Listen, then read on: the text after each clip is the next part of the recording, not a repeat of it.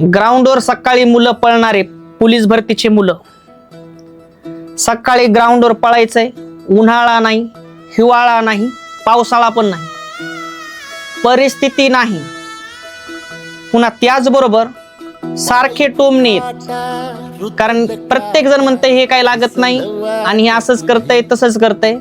म्हणून आमच्या पोलीस भरतीच्या पोराला खरंच मनातून सेल्यूट आहे. कारण ग्राउंड करायचंय, परिस्थितीला सामोर जायचंय, दिवसभर लॅब मध्ये बसायचंय आणि जे तुमच्या जे मनाचे तार, इतका त्रास असते माणसाला. दिवसभर लॅब मध्ये बसणं म्हणजे जोक नाही. जे गावात बसून म्हणालेत ना हे ना काहीच केलं नाही, तू फक्त बापू अर्धा तास लॅब मध्ये बस, मग तुला तुझी अवकात कळते. कारण पोलीस भरतीच्या पोराला जेव्हा तू नाव ठेवलास ना, जेव्हा ते दिवस जर 16 घंटे जेव्हा बसते ना, तेव्हा कळते काय माय वाजते. म्हणून विषय असा आहे, जे गावातले हे जे रिकाम तिकडे येत नाही, हे घाबरू काहीच करीत नाही, हे असंच नाही. फक्त एकदा फक्त लॅब मध्ये बसा घंटाभर, मग तर तुम्हाला व्याचापात्या उचापात्या काढायची सवय. तिथं हू पण म्हणायला जमत नाही. मग तुमच्यासारखे असे निरा संपलेले हे काहीच करीत नाही म्हणताय ना.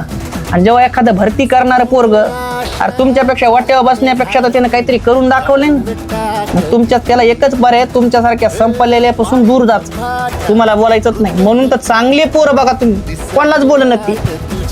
नियमानं ते पुढे पाहिजेत, बोलत नाहीत कोणाला. कारण त्याचे विचार मॅच होत नाहीत ना, हे निरा संपलेले.